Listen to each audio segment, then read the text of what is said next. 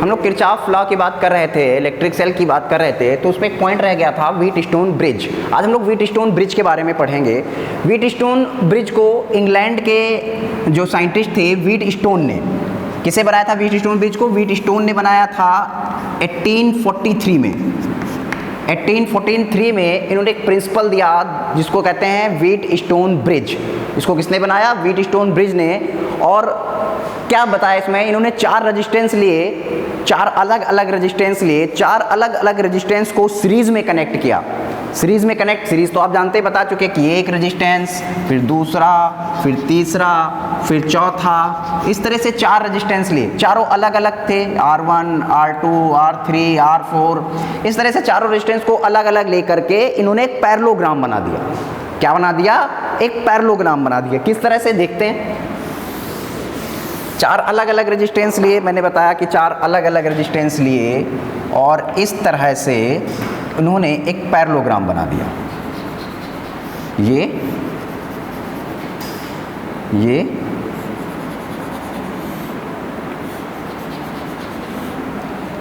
इस तरह से इन्होंने इसको नाम दे दिया PQRS।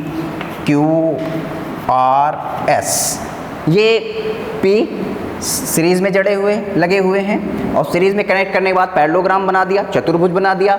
इसके एक डायगोनल में, एक डायगोनल है, इसके एक डायगोनल में गैल्वेनोमीटर लगा दिया जो करंट के डिफ्लेक्शन को बताएगा, ठीक है। और इसको की से कनेक्ट कर दिया, एक की से इसको क्या कर दिया, इस की से इसको कनेक्ट कर दिया।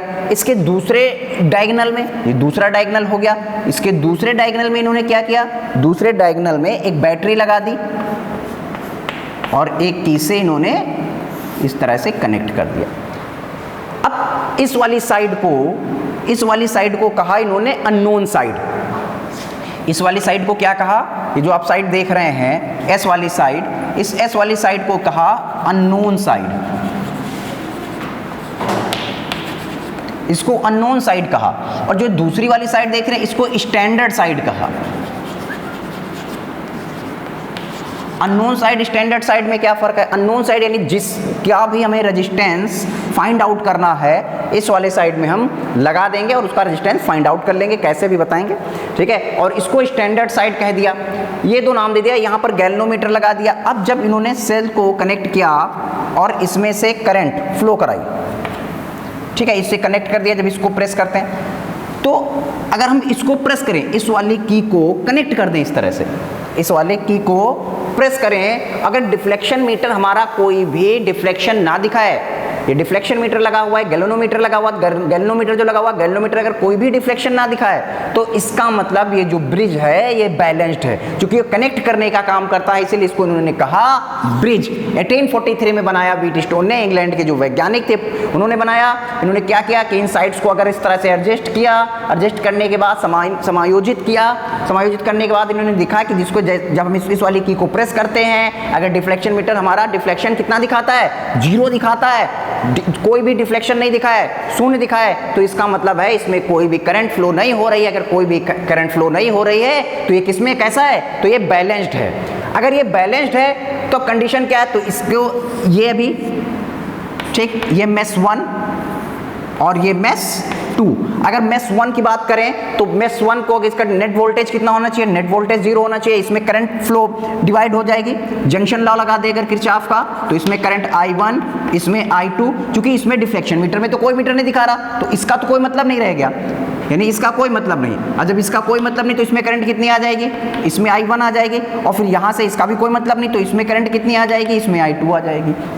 अगर हम इसकी बात करें तो कितना हो जाएगा कि PI1 माइनस, अभी इससे प्रीवियस वीडियो में आपको मैंने एक क्वेश्चन सॉल्व किया था, माइनस, क्योंकि इस साइड में जाएंगे तो माइनस का QI2 इज इक्वल टू 0, ठीक है। अगर यहाँ से हम कैसे लिखे कि PI1 minus is equal to QI2, तो P अपान Q बराबर I2 अपान I1, ठीक है। ये एक कंडीशन हो गई। दूसरे कंडीशन की बात करें तो RI1, ठीक है, इस तरह से माइनस का SI2 इज इक्वल टू 0, तो RI1 is equal to SI2।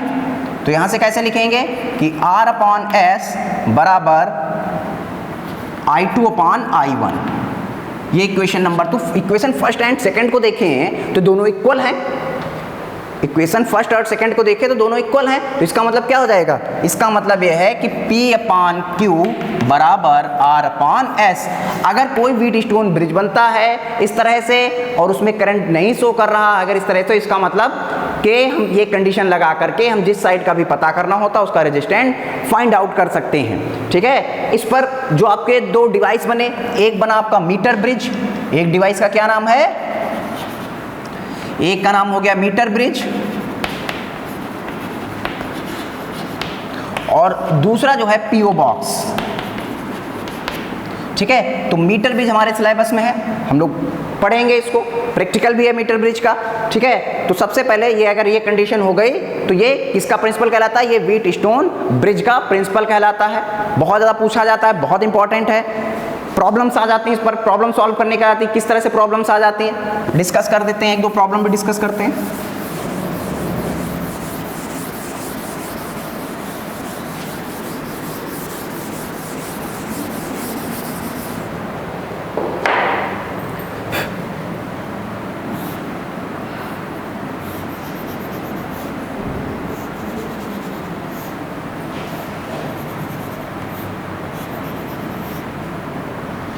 मान लीजिए 5 ओम है, ये 10 ओम है और ये 6 है और ये 12। ठीक है,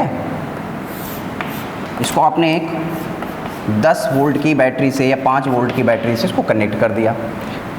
एक यहाँ पर एक रेजिस्टेंस लगा हुआ है जो 3 ओम का है। अब हमसे कह दिया गया कि इसका टोटल रेजिस्टेंस फाइंड आउट करिए। टोटल रेजिस्टेंस इसको फाइंड आउट करना है। इसका टोटल रेजिस्टेंस इस सर्किट का टोटल रेजिस्टेंस कितना होगा? तो अगर आप ऐसे देखें तो हम बड़ा कंफ्यूज जाते हैं। तो अगर हम इसको देखें, ये P और ये Q, ये R और ये S, तो 5/10 इज इक्वल टू 6/12। तो ये कितना हो जाएगा? 1/2। अगर P अपान Q का निकालते हैं तो ये भी 1/2 आ जाता है। दोनों बराबर आ रहे हैं। अगर ये बराबर आ रहे हैं, P अपान Q बराबर R अपान S, तो इसका मतलब ये क्या बना रहे हैं? इसका मतलब ये व्हीटस्टोन ब्रिज बना रहे हैं। और अगर व्हीटस्टोन ब्रिज बना रहे हैं तो इस वाले 3 का कोई काम नहीं है। इस वाले 3 का कोई काम नहीं है। इसका मतलब इसमें करंट फ्लो नहीं होगी। इसको हम हटा देते हैं, इसको मैंने हटा दिया क्योंकि इसमें करंट आपकी फ्लो नहीं हो रही। तो इसका मतलब ये और ये सीरीज में हो गए, ये और ये सीरीज में हो गए। अगर सीरीज में हो गए तो इसको कैसे जोड़ेंगे? R डैश कर देते हैं, R1 कर लेते हैं। 5 + 6 = 11 हो जाएगा। अगर हम R2 की बात करें तो 10 + 12 22 हो जाएगा। ठीक है, अब ये कैसे हो गए? ये पैरेलल हो गए। पैरेलल हो गए तो नेट रेजिस्टेंस 1/R बराबर 1/R1 + 1/R2 हो जाएगा। तो कितना हो जाएगा? 1/R बराबर 1/11 + 1/12। ठीक है, एलसीएम ले लेंगे। 1/R is equal to, LCM ले लिया 22, तो 2 + 1 हो जाएगा 3/22। तो R बराबर कितना हो जाएगा? 22/3 ओम। ठीक है, तो ये कितना हो जाएगा? R बराबर 22/3 ओम। तो ये नेट रेजिस्टेंस हमने निकाल लिया, इस तरह से हमने कैलकुलेट कर लिया। ठीक है, तो इस तरह के अगर इसमें मान लीजिए करंट आ जाती कि I1 I2 को भी आप सॉल्व करिए तो आप टोटल करंट, आपको पता ही है टोटल करंट कैसे निकाल लेते? I is equal to V/R। यहाँ से V/R लगाएंगे। V आपको टोटल पता ही है। EMF बैटरी का 5 वोल्ट है तो यहाँ से नेट करंट निकाल लेंगे। जब नेट करंट निकाल लेंगे तो यहाँ से I1, यहाँ से I2 डिवाइड कर देंगे। I1 I2 डिवाइड हो गई तो अब इसका वोल्टेज तो बराबर आएगा। तो यहाँ से आप कैसे लिख देंगे कि 11 I1 बराबर 22 I2, इस तरह से। तो ये एक इक्वेशन बना के हम यहाँ से करंट I1 और I2 की भी वैल्यूज कैलकुलेट कर सकते हैं। तो इस तरह से व्हीटस्टोन पर ब्रिज पर क्वेश्चन आ जाते हैं। एक दो क्वेश्चन और लेते हैं।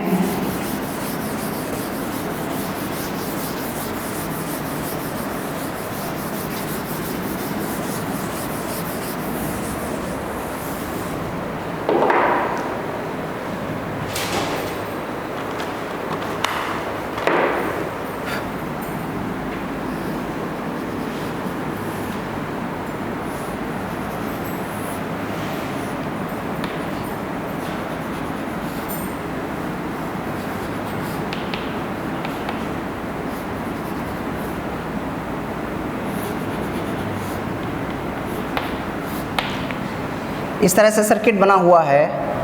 ये मान लेते हैं 4 ओम का है, ये 8 ओम का है, और ये 8 ओम का है और ये X है, ये हमें पता नहीं, और ये 5 ओम का लगा रखा है, ये 10 ओम का लगा रखा है। हमसे कह दिया कि ये बीट स्टोन ब्रिज बनाते हैं, ये ठीक है, नाम दे देते हैं इसको A B C D। अब हमसे कह दिया ये बीट स्टोन ब्रिज बनाते हैं। ये देखिए आप, ये पैरेललोग्राम बना रखा है ये, लेकिन ट्रायंगल के उस तरह से बना रखा है, लेकिन ये बना हुआ क्या, ये पैरेललोग्राम बना हुआ है। अगर ये पैरेललोग्राम हम आपको जो है क्लियर करके बना दें उसी तरह से, तो कैसे बना हुआ, 4 ओम का ऐसे करके लगा दिया है, फिर इन्होंने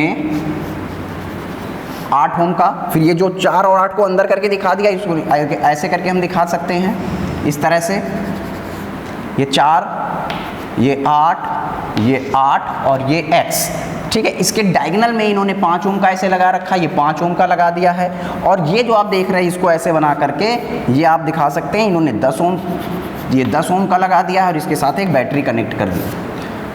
अब हमसे सबसे पहले इसमें ये पूछ सकता है कि X की वैल्यू फाइंड आउट करो, और ये बीट स्टोन ब्रिज बनाते हैं। अगर बीट स्टोन ब्रिज बनाते हैं तो इसका मतलब कि इसका रेशियो इसका रेशियो बराबर आना चाहिए।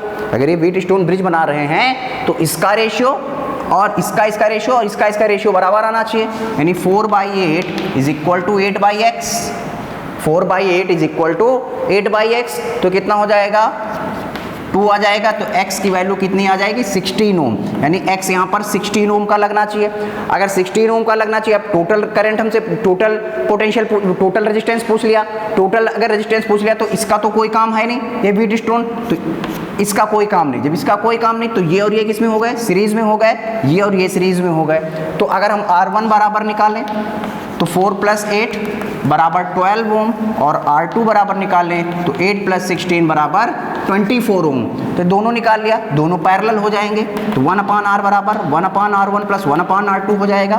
तो 1/R बराबर 1/12 + 1/24, एलसीएम ले लेंगे हम यहाँ पर 24, तो ये 2 + 1 आ जाएगा, तो कितना आ गया आपका 3, ठीक है। ये कितना आ गया आपका, तो ये आ गया जाकर के 1/R बराबर 3/24, यानी ये इस तरह से कैंसिल आउट कर देंगे, R बराबर 8 ओम। तो इसका जो टोटल रेजिस्टेंस निकल करके आया, टोटल रेजिस्टेंस इसका निकल करके आया 8 ओम। अब हमसे कह दिया जाता है इसमें टोटल करंट कितनी है, ठीक है। रेजिस्टेंस आपको पता है, मान लीजिए यहाँ पर हमने कितने वोल्ट की बैटरी लगा दी, 12 वोल्ट की बैटरी लगा दी है।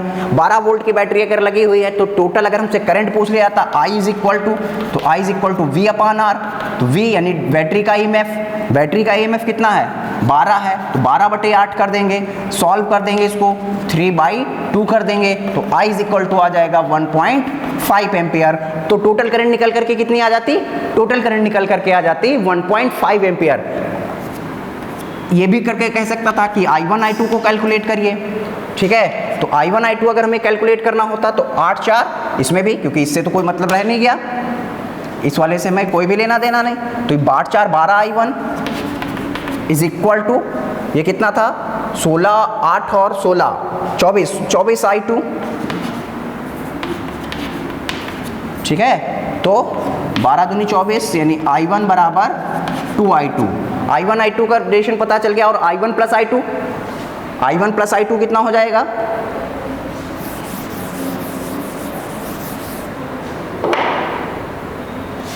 अगर I1 + I2 की बात करें तो ये किसके बराबर है, I के बराबर है, ठीक है। और I हम लोगों ने निकाल ही लिया 1.5 वोल्ट, तो I1 कितना, I1 की जगह लिख देंगे 2I2 + I2 बराबर 1.5, यानी I3 बराबर 3I2 बराबर 1.5, ये कितना हो जाएगा 0.5, यानी I2 कितना आ जाएगा, I2 आ जाएगा 0.5 एम्पियर, ठीक है। I2 की वैल्यू यहाँ रख देंगे तो I1 की वैल्यू आ जाएगी, यानी 2 × 0.5, यानी I1 बराबर 1 एम्पियर।